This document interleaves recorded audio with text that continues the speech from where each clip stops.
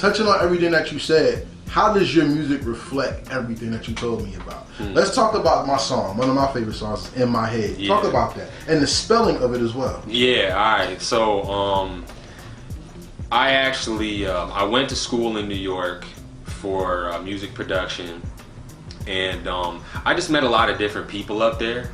And as my sound was progressing, one of my partners who's actually on the song In My Head, he was someone who he wrote a lot of hooks, and he just came up with the premise and the idea for a lot of the music. So when we were making that song, we actually built the beat together too. We composed it, and then we arranged it, did all that stuff.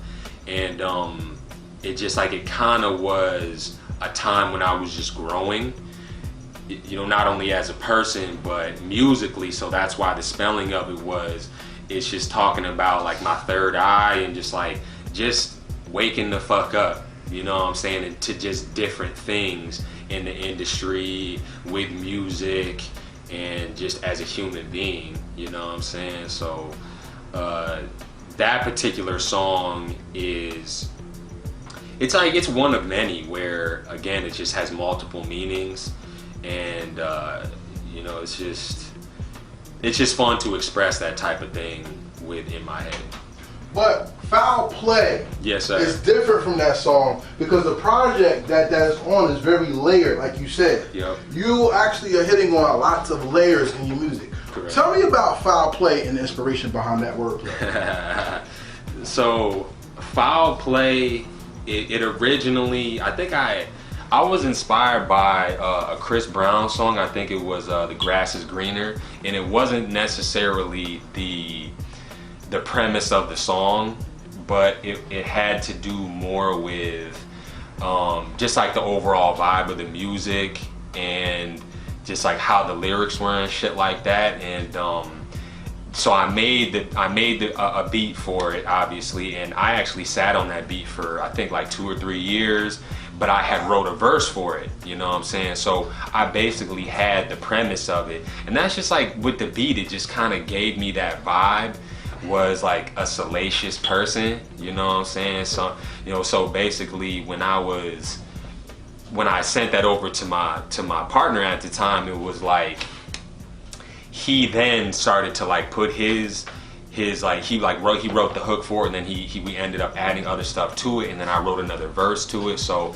again, it was just an opportunity for me to have some variation in topic. That's all it was, because I think like, when you pass like 18 years of age, you've been in a fucked up relationship, you know what I'm saying, you've been shit on by somebody, you've seen hoes, you've seen people who weren't hoes, like, so again, like, being able to talk about that stuff and then add some, you know, just add some humor into it, you know what I'm saying, and then also, again, talk about something that actually is pretty prevalent.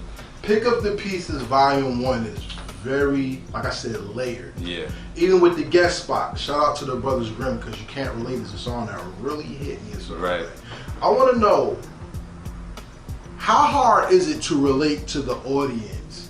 And what do you want them to relate to when you're first cooking the song, not the finished product?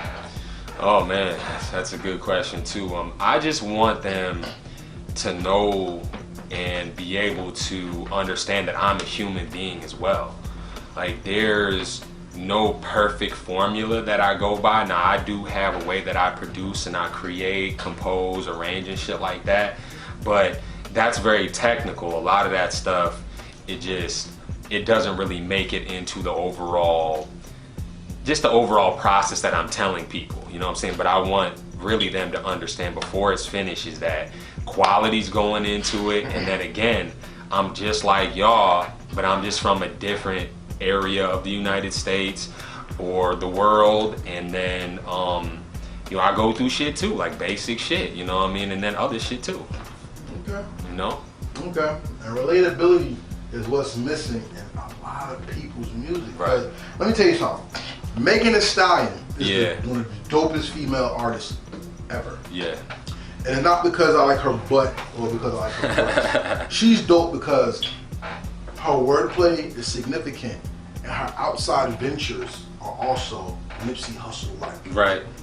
That's what made Nipsey Hussle great. I remember when Nipsey first started, and everybody was like, "Who the F is this fake Snoop Dogg?" You know what I'm saying? And as he progressed, Victory Lap had to be one of the best projects. 2018 best album, period. Well, we expect to differ. I give it to Black Thought. Oh, okay. I mean, but it's right there. Okay, it's right there. That's fair. The thing is that Black Thought was a veteran who's always overlooked. Right. And Nipsey came up, so it's kind of hard for me because I was like, yeah, that's a battle. Yes, sir. But it's well deserved either way you go. Yes, sir. Now, relation is the ability to put yourself in those shoes. Hip hop, once again, like I said, is very prejudiced because people don't want to put themselves in the shoes. People listen to hip hop in 3 different ways: to hear what the person's saying, to have fun and hear music, or the marriage of both.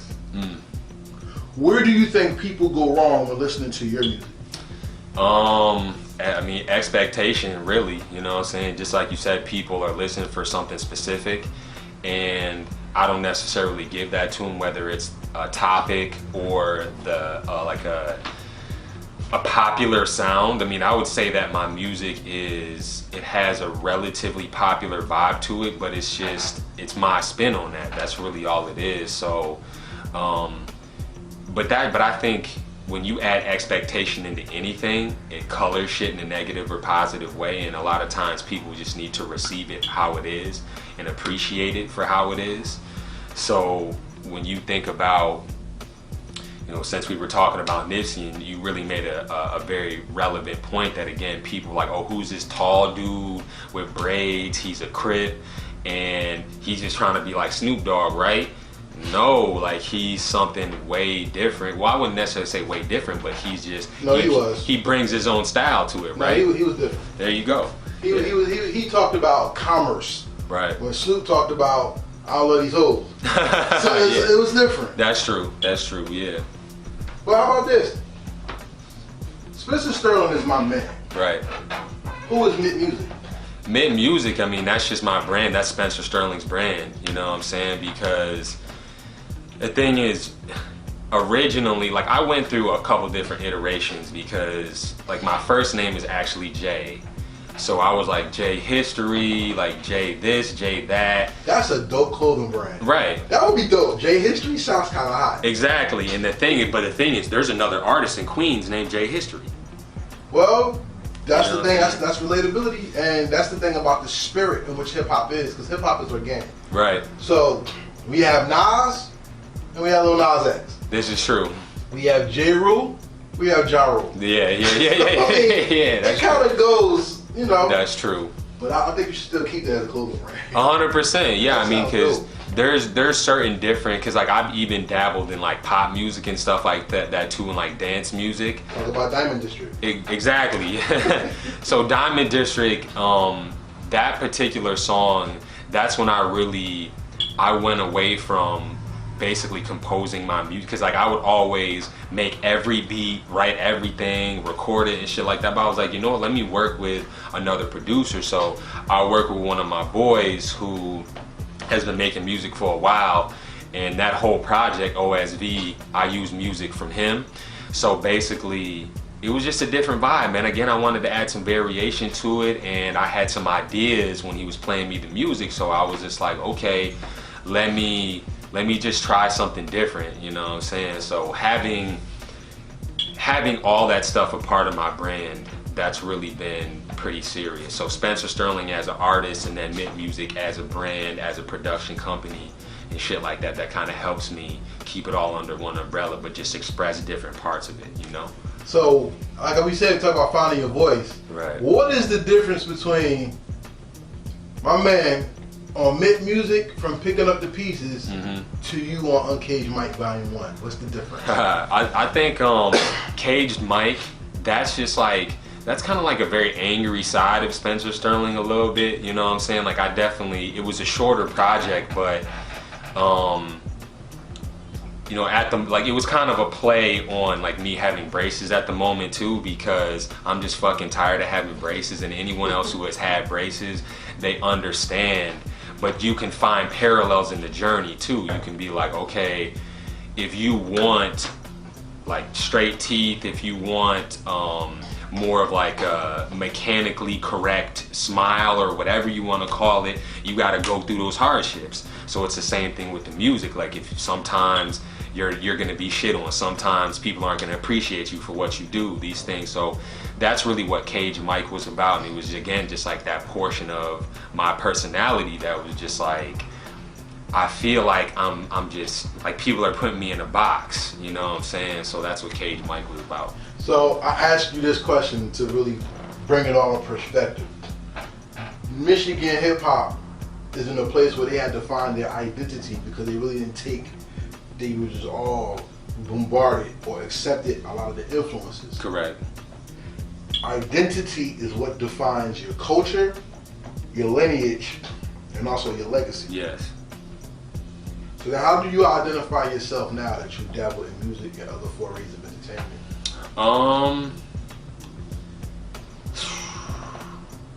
That's a really great question too, man. I would say, I would just gotta come back to variation, man. I mean, that's really the best way, because it just, like, it's cool to be from New York, it's cool to be from Cali, it's cool to be from wherever people are from. It's cool to be. Exactly, yeah, it's cool to be, but like, I just appreciate culture in general from around the world, from around the country, and like, that's just the spice of life, man. You know what I'm saying? Like, being able to appreciate shit for what it is and just use it in a respective way to culture. You know what I'm saying? I mess with you, and that's what's up. Yeah.